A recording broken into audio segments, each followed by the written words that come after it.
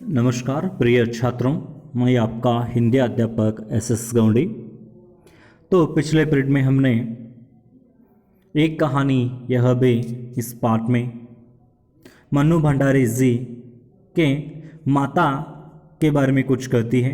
इसके पहले पिताजी के अच्छे गुण बुरे गुणों के बारे में उन्होंने बताया था और माता के बारे में कुछ कहती थी।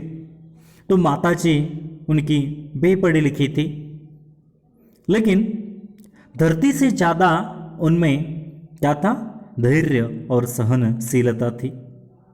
तो उन्होंने उनकी माता अपने पति के काम, पति के कार्य और बच्चों की उचित और जो अनुचित फरमाइश थे उन्हें पूरा करने में ही उन्होंने अपना सारा दिन व्यतीत करती थी, बीतती थी।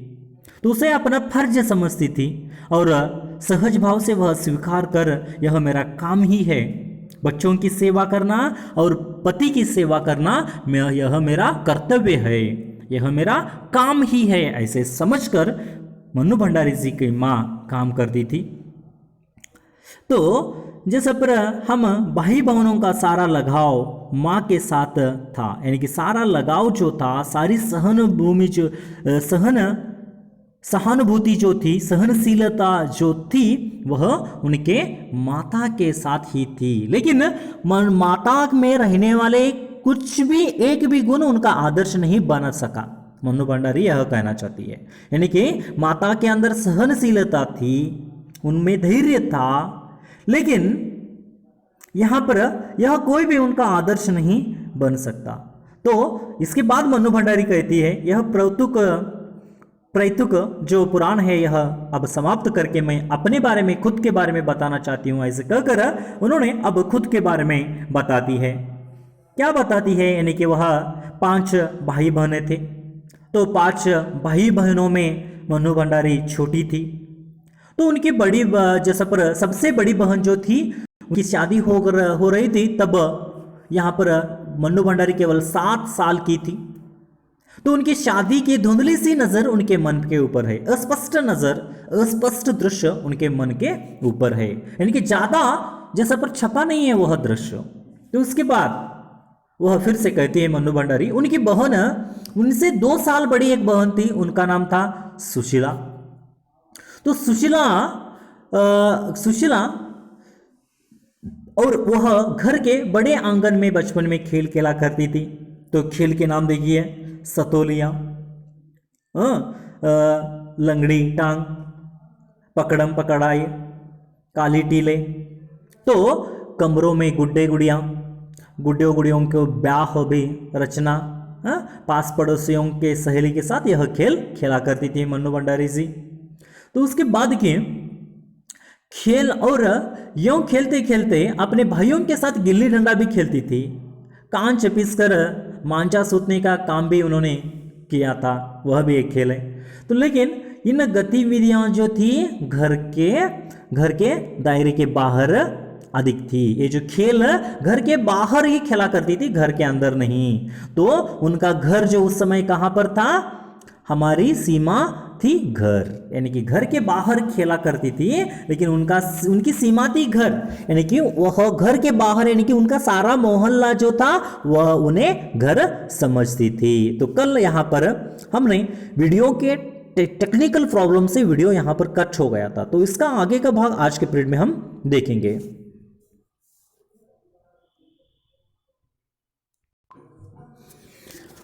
तो हाँ, इतना जरूर था कि उस जमाने में घर की दीवारें घर तक ही समाप्त नहीं हो जाती थी, बल्कि पूरे मोहल्ले तक फैली रहती थी। इसलिए मोहल्ले के किसी भी घर में जाने पर कोई पाबंदी नहीं थी, बल्कि कुछ घर तो यहाँ पर परिवार का हिस्सा थे। तो मन्नू भंडारी जी यहाँ पर कहना चाहती है कि यहाँ पर कहती कि हाँ, इतना जरूर था कि उस जमाने में, जो मन्नू भंडारी जी छोटी थी, उस जमाने में घर की दीवारें घर तक ही समाप्त नहीं थी, यानी कि घर, यानी कि 4 दीवारों के बीच में ही बैठना, यह हम समझते हैं, लेकिन उस समय जो था घर की दीवारें 4 दीवारों के अंदर नहीं बंद हो जाती थी, सारे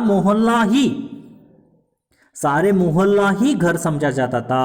तो पूरे मोहल्ले तक फैली रहती थी घर का सीमा, घर का दायरा पूरे मोहल्ले में। तो इसलिए मोहल्ले के किसी भी घर में जाने पर कोई पाबंदी नहीं थी, यानी कि मोहल्ले के किसी भी घर में जाकर हम क्या कर सकते थे, यानी कि खेल खेला कर सकते थे, ऐसे मन्नू भंडारी जी यहाँ पर कहती है। बल्कि कुछ घर तो परिवार का हिस्सा ही था, तो कुछ घर तो कैसे थे, परिवार का हिस्सा भाग था। यानी कि देखिए, आप जो एक एरिया में रहते तो वह सारा एरिया आपका ही घर जैसे समान है। यानी कि मन्नू भंडारी भी उस समय किसी भी घर में जाकर खाना, किसी भी घर में जाकर खेलना ऐसे करती थी, यानी कि सारा मोहल्ला जो थे उनका घर ही था। यानी कि इतनी लोगों में क्या थी, एकता थी। लेकिन आज के ज़माने में हम देखते हैं 4 दीवार छोड़कर बाहर दूसरे घर में जा नहीं सकते, और हमारे माता पिता जाने भी नहीं देते। हाँ, आपके माता पिता जाने भी नहीं देते शायद, उसके घर में मत जाओ, इसके घर में मत जाओ, आपको पाबंदी लगाई दी गई है। लेकिन उस समय ऐसी हालत नहीं थी। कैसे हालत है, हम किसी भी मोहल्ले के किसी भी घर में जाकर खेल खेला कर सकते हैं, खाना भी खा सकते हैं, उनके साथ बैठ उठ सकते हैं, ऐसी हालत उन दिनों में थी। तो आज तो मुझे बड़ी शिद्दत के साथ यह महसूस होता है कि अपनी जिंदगी खुद जीने के इस आधुनिक दबाव ने महानगरों के प्लेटों में रहने वालों को हमारे इस परंपरागत पड़ोस कल्चर से यहाँ पर विच्छिन्न करके हमें कितना संकुचित, असहाय और असुरक्षित बना दिया है। तो मन्नू भंडारी जी उस जमाने के वातावरण और आज के जमाने के वातावरण के बारे में वह यहां पर कहती है, और वह कहती है कि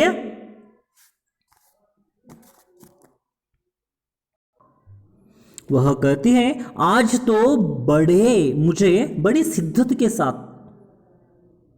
यह महसूस होता है कि अपनी जिंदगी खुद जीने के लिए आधुनिक दबाव, यानी कि आज अपनी जिंदगी जीने के लिए जो आधुनिक दबाव बहुत ही है, यहाँ पर टेंशन आज के ज़माने में बहुत ही है, माइंड प्रेशर बहुत ही ज़्यादा है। तो महानगरों में देखा है अपने बड़े बड़े शहर, मुंबई शहर, पुणे शहर, बेंगलुरु, हैदराबाद, ऐसे बड़े बड़े महानगरों के प्लेटों में रहने वालों को हमारे इस परंपरागत कल्चर से यहाँ पर क्या है, विच्छिन्न करके हमें कितना संकुचित और असहायक और असुरक्षित बना दिया है। तो देखिए, मन्नू भंडारी जी को यहाँ पर कहना है कि यहाँ पर आज के ज़माने में वैसी हालत नहीं है। जो पड़ोस कल्चर था आज के ज़माने में उनसे थोड़ा भी मालूम नहीं है। पड़ोस कल्चरों से वह विच्छिन्न है, वह अनजान है। आज के ज़माने के लोगों में यहाँ पर संकुचित भावना, असहायक और असुरक्षित महसूस होता है, ऐसे कहती है। यानी कि आज के ज़माने के लोग जो बड़े बड़े महानगरों में रहते हैं, प्लेटों में रहते हैं, उन्हें काम का दबाव भी रहता है, और काम के दबाव के साथ साथ भी वह हमेशा के लिए पड़ोस कल्चरल से यहाँ पर अनजान रहते हैं, उन्हें पड़ोस कल्चर के बारे में मालूम नहीं है, और उसी के साथ साथ वह संकुचित, असहायक और असुरक्षित उन प्लेटों में रहती है। तो इसके बदले यहाँ पर उस समय जो मन्नू भंडारी छोटी थी, उस समय पड़ोसी कल्चर बहुत ही अच्छा था। एक दूसरे के साथ जैसा पर खेल खेलना, एक दूसरे के घर में जाना, कोई दबाव नहीं था, कोई संकुचित भावना नहीं थी, उसके मन में असुरक्षित नहीं महसूस होता था, हर जगह सुरक्षित, क्योंकि सारा पड़ोसा, सारा मोहल्ला ही क्या है, अपना घर मानती थी। लेकिन आज के ज़माने में आप देखते हैं तो घर से बाहर दूसरे घर में जैसे पर कहीं नहीं जा सकते। ठीक, अपना काम करना, अपने फ्लैट में आकर घुसने के बाद कल सुबह ही निकलना अपने घर से बाहर। ऐसी स्थितियां, ऐसी हालतें आज के ज़माने में हो गई, ऐसे मन्नू भंडारी यहाँ पर कहती है। यानी कि असुरक्षित भावनाएं जैसा पर जो है आज ज़्यादा हो गई है। तो आप भी टीवी में न्यूज़ देखते हैं, यहाँ पर ऐसा कार्य हुआ, यहाँ पर ऐसा हुआ, यहाँ पर एसिड फेंका गया। तो असुरक्षित जैसा पर जो है आज के ज़माने में बहुत ज़्यादा हो गया है। तो देखिए, फिर से देखिए पाठ की ओर चलिए। मेरी कम से कम 1 दर्जन आरंभिक कहानियों के पात्र इसी मोहल्ले के है। यहाँ मैंने अपनी किशोर अवस्था गुजारा, अपनी युवावस्था का प्रारंभ किया। यानी कि मन्नू भंडारी अपने साहित्य क्षेत्र में उन्होंने क्या किया है, दर्जन से कम दर्जन यानी कि 12 से ज्यादा जो आरंभिक कहानियां लिखी, उन कहानियों के पात्र इसी मोहल्ले के है। यानी कि इसी मोहल्ले में जो लोग रहते थे उनके पात्र के अनुसार उन्होंने कहानी लिखी है। और इसी मोहल्ले में मन्नू भंडारी जी अपनी किशोर अवस्था गुजारा और क्या किया, युवावस्था आरंभ किया। तो इसी मोहल्ले में उन्होंने अपने टीन एज से यहाँ पर यंगस्टर एज में प्रवेश किया। किशोर अवस्था यानी कि टीन एज, तो टीन एज से उन्होंने क्या किया, यहाँ पर युवावस्था में प्रवेश किया इसी मोहल्ले में। तो वह बताती है, यानी कि मन्नू भंडारी जी इस मोहल्ले से बचपन में जो रहती थी, इस मोहल्ले से जुड़े हुए 12 से ज्यादा कहानियां लिखी है। तो उनमें रहने वाले जैसा अधिक से अधिक पात्र इस मोहल्ले से जुड़े हुए हैं। और इसी मोहल्ले में उन्होंने किशोर अवस्था गुजार कर युवावस्था का प्रारंभ किया था। तो उसके बाद देखिए फिर से कहती है, एक दो को छोड़कर उनमें से कोई भी पात्र मेरे परिवार का नहीं है। तो देखिए वो 12 कहानियां लिखी है मन्नू भंडारी जी उस मोहल्ले से जुड़े हुए, लेकिन उस मोहल्ले से जुड़े हुए 12 कहानियों में सिर्फ 2 ही उनके परिवार के पात्र हैं, लेकिन सारे बाकी के सारे उनके मोहल्ले में है। यानी कि ज्यादा उन्होंने घर के बारे में नहीं, उस मोहल्ले के बारे में लिखा है। तो यहां पर पात्रों का उन्होंने जिक्र किया है। तो बस इनको देखते सुनते इनके बीच ही मैं बड़ी हुई थी, लेकिन इनकी छाप मेरे मन पर कितनी गहरी थी, इस बात का एहसास तो मुझे कहानियां लिखते समय हो गया। तो देखिए बस उनको देखते सुनते इनके बीच ही मैं बड़ी हुई थी। तो यह मोहल्ले को देखते देखते सुनते सुनते मैंने क्या किया था, इस बीच में मैं बड़ी हुई थी, लेकिन इसकी छाप मेरे मन पर कितनी गहरी थी, उसका छाप बहुत ही उनके गहरे मन के ऊपर पड़ चुका था, उनके मन के ऊपर गहरा छाप पड़ चुका था। जैसा पर एक प्रिंट हो चुका था कि यह बचपन की यादें। तो इस बात का एहसास तो मुझे कहानियां लिखते समय हुआ। यानी कि मन्नू भंडारी जी किशोरावस्था में और युवावस्था में उनके साथ खेलते सुनते बातें करते बड़ी हो गई थी, लेकिन उनके मन के ऊपर कितना प्रभाव पड़ चुका था, कितना असर पड़ चुका था, कितना छाप पड़ चुका था, यह उन्हें एहसास कब हुआ, यह उन्हें मालूम कब हुआ, यानी कि वह जब कहानियां लिखने के लिए बैठते हैं ना, तब उन्हें मालूम हुआ कितना असर पड़ चुका है, क्योंकि सभी यादें आज ताज़े हैं उनके मन में। तो इतने वर्षों के अंतराल ने भी उनकी भाव भंगिमा भाषा किसी को भी धुंधला नहीं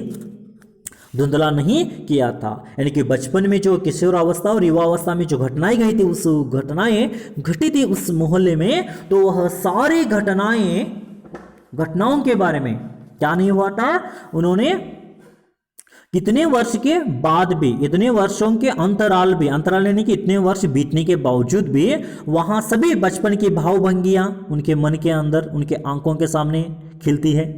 भाषा शैली अभी भी बच्चों की भाषा शैली वह भी याद है। तो किसी को भी धुंधला नहीं किया था, यानी कि किसी को भी अस्पष्ट नहीं किया था, स्पष्ट रूप से मन्नू भंडारी जी को किशोरावस्था की यादें याद है।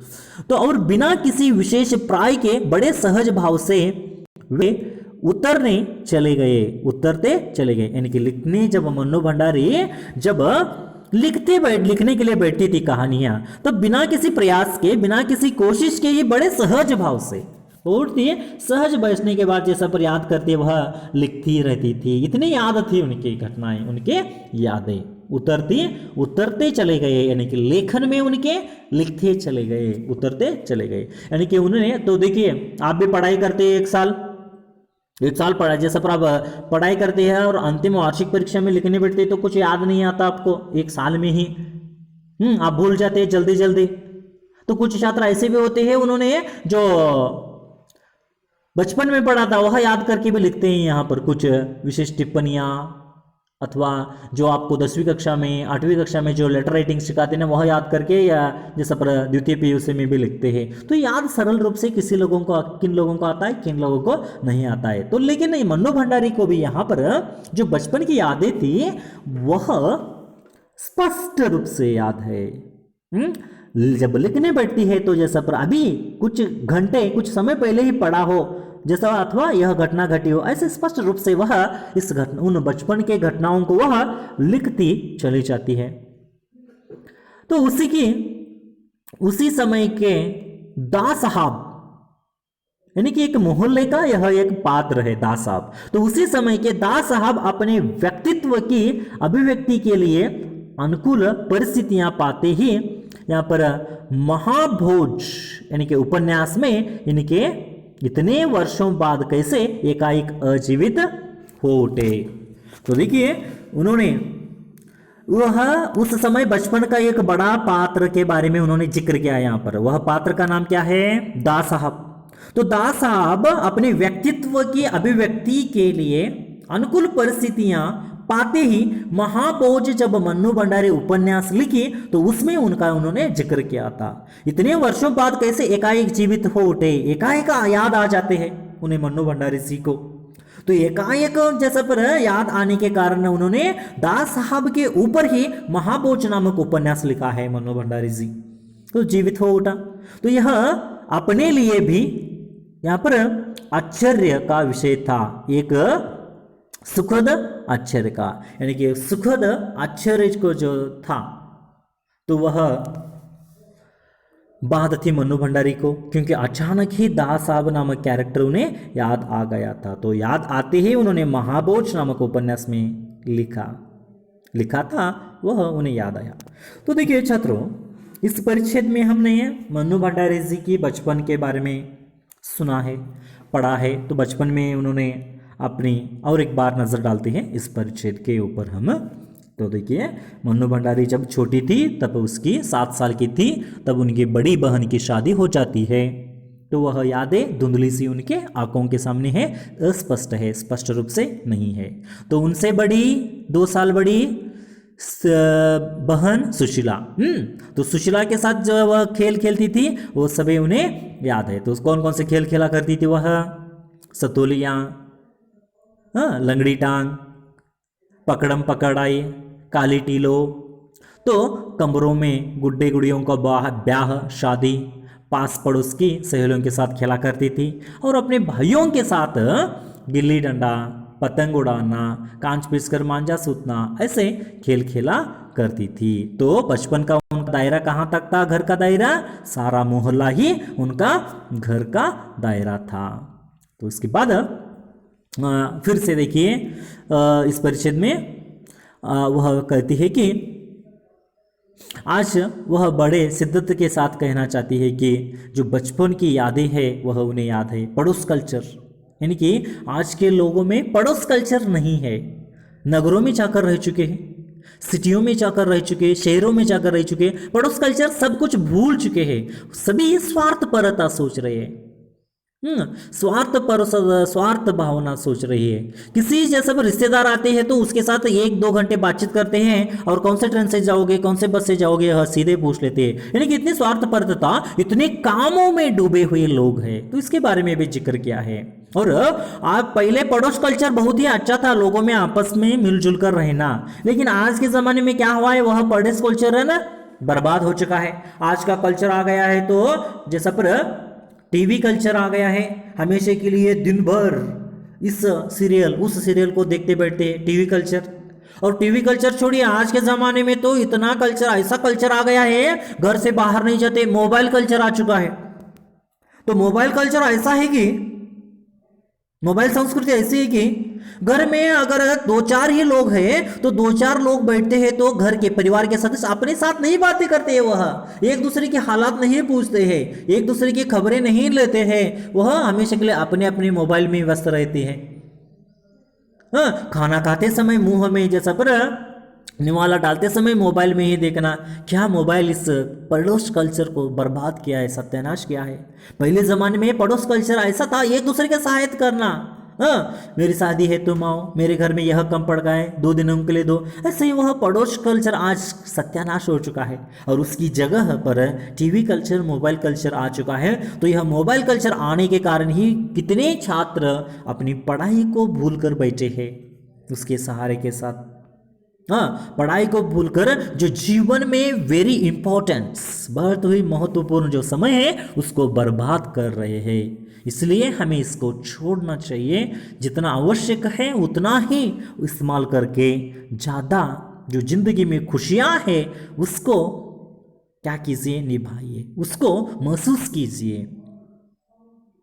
तो आगे देखिए अगले परिच्छेद में मन्नू भंडारी क्या कहना चाहती है। तो अगले परिच्छेद में मन्नू भंडारी जी यहां पर कहना चाहती है,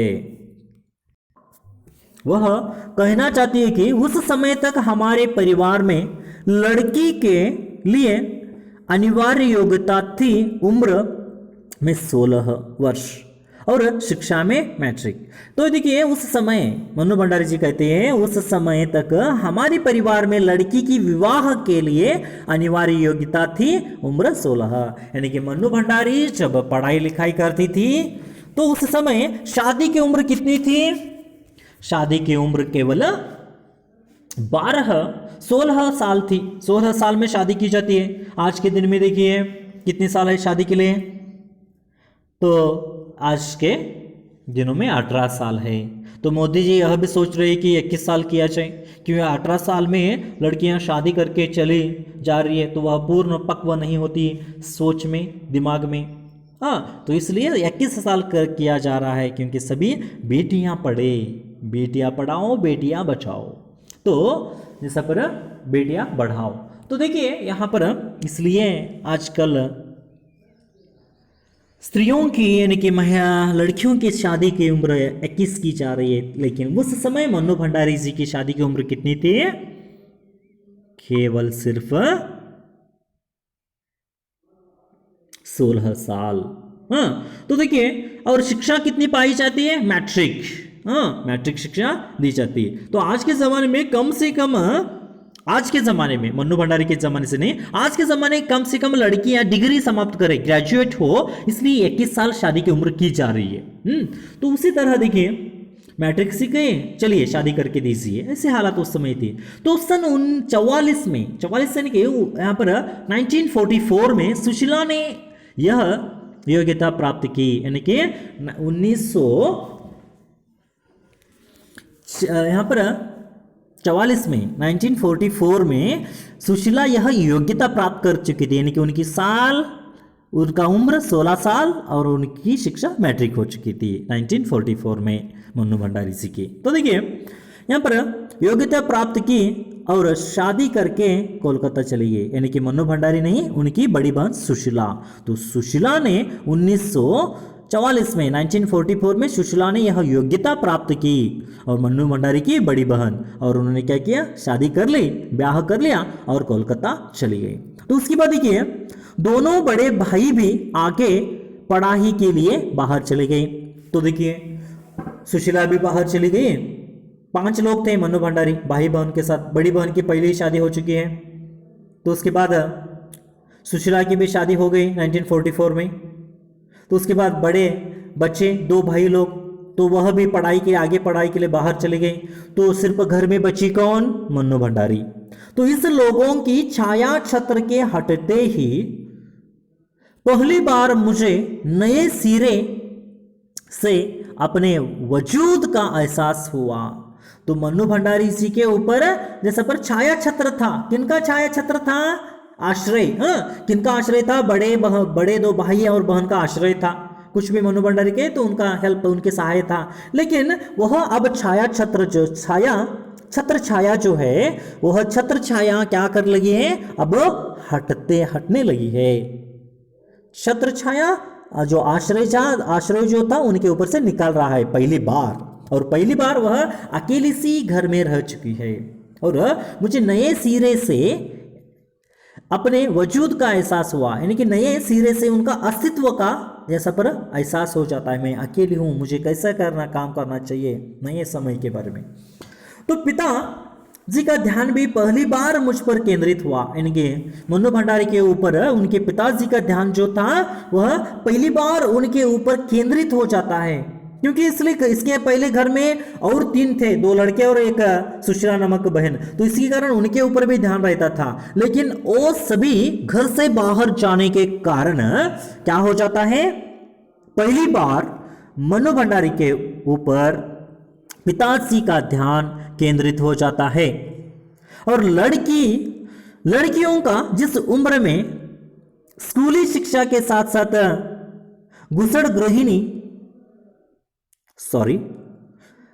स्कूली शिक्षा के साथ साथ सुगढ़ गृहिणी और कुशल पाक शास्त्री बनने के नुस्खे यहाँ पर जुटाए जाते थे।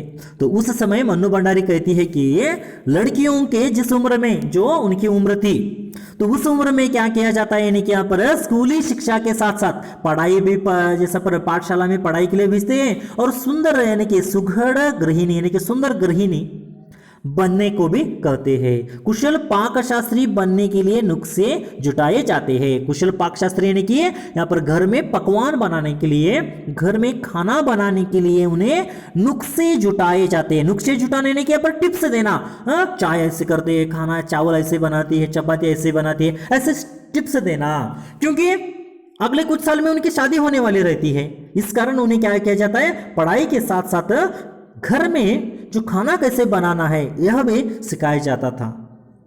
तो घर के चूल्हे के सामने बैठकर खाना कैसे बनाया जाए यह भी सिखाता था पढ़ाई के साथ साथ। तो पिताजी का आग्रह था, यानी कि पिताजी की सोच थी, पिताजी का आग्रह था कि मैं रसोई से दूर ही रहूं, यानी कि पिताजी हमेशा के लिए मन्नू भंडारी जी के बारे में कहते हैं कि तुम बेटी रसोई से दूर रहो, रसोई घर से दूर रहो, रसोई नहीं कि अड़ुगे मने, तो उससे दूर रहो।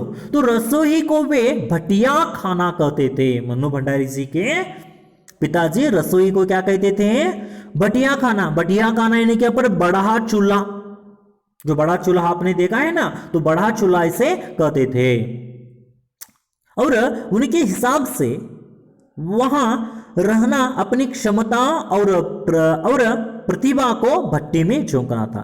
तो उनके पिताजी के हिसाब से, पिताजी के सोच के अनुसार क्या था, यानी कि यहाँ पर भटिया में रसोई घर में जाना, यानी कि अपनी क्षमता, अपनी प्रतिभा, अपना टैलेंट और अपने जो क्षमता होता है उसको भट्टी में झोंकना, यानी कि चूल्हे में जला देना, चूल्हे में भस्म कर देना, चूल्हे में डालकर राख कर देना। तो उनका पिताजी को ऐसा कहना है कि अगर लड़की पढ़ाई के वक्त पढ़ाई न करके अगर पाक घर में जाकर खाना बनाना सीखती है तो उनकी पढ़ाई बर्बाद हो जाती है, उनकी पढ़ाई का नुकसान हो जाता है, और अपने जो अंदर टैलेंट और प्रतिभा होती है उसको जला देना जैसा होता है। ऐसे मन्नू भंडारी जी के पिताजी को यहाँ पर कहना था। तो मन्नू भंडारी को रसोई घर में जाने के लिए रोकते थे, जाने नहीं देते थे। तो घर में आए दिन विभिन्न राजनीतिक पार्टियों के जमावड़े होते थे और जमकर बहसें भी होती थी। तो यहाँ पर क्या होता है, यानी क्या पर मन्नू भंडारी जी के घर में आए दिन, यानी कि 1944 आपको मालूम है, 1944 से 1947 तक स्वतंत्रता की जैसा पर जो बहसें थी होती थी, जो स्वतंत्रता आंदोलन थे वह होते थे। तो यही हालात अब मन्नू भंडारी के घर में भी थी आज़ादी के लिए, आज़ादी के बारे में। तो घर में आए दिन विभिन्न राजनीतिक पार्टियों के जमावड़े आकर सभी लोग क्या करते थे, जमावड़े बनाकर वहां पर बहसें होती थी, बातें होती थी, चर्चाएं होती थी, डिस्कशन होती थी। तो बहस करना पिताजी का प्रिय शगल था, यानी कि बहस करना, चर्चाएं करना, बातें करना पिताजी का आदत ही था, बहुत ही अच्छा आदत था उनका। तो चाय पानी या नाश्ता देने जाती तो पिताजी मुझे भी वहीं बैठने को कहते, यानी कि मन्नू भंडारी जी अपने आए हुए मित्रों के साथ उनके पिताजी जब बातें करते हुए बैठते हैं ना, उस समय मन्नू भंडारी को क्या करती थी, मन्नू चाय देने के लिए, नाश्ता देने के लिए जाती थी ना, तो उसी समय मन्नू भंडारी को भी पिता अपने साथ बैठने के लिए कहते थे, क्योंकि मन्नू भंडारी भी घर के बाहर जो हालत हो रही है, घर के बाहर जो घटनाएं होती है वो उससे जान सके, उससे परिचित हो सके। इस कारण क्या करते थे, मनु भंडारी जी के पिताजी अपने पास ही उनको बैठा कर ले देते। तो फिर से देखिए आगे, वे चाहते थे कि मैं भी वही बैठूं, सुनूं और जानूं कि देश में चारों ओर क्या कुछ हो रहा है। तो मनु भंडारी जी चाहते थे कि वह भी जाने कि देश के बाहर क्या हो रहा है। देश के बाहर कौन कौन से हालत है, सुनूं जानूं और देश के चारों ओर के वातावरण को समझ लूं। तो देश में हो भी तो कितना कुछ रहा था, तो देश में बहुत कुछ हो रहा था उस समय। सन 42 के आंदोलन में 1942 1942, तो 1942 के आंदोलन के बाद से तो सारा देश जैसे खोल रहा था, सारा देश खून खोल उठा रहा था आजादी के लिए। तो लेकिन विभिन्न राजनीतिक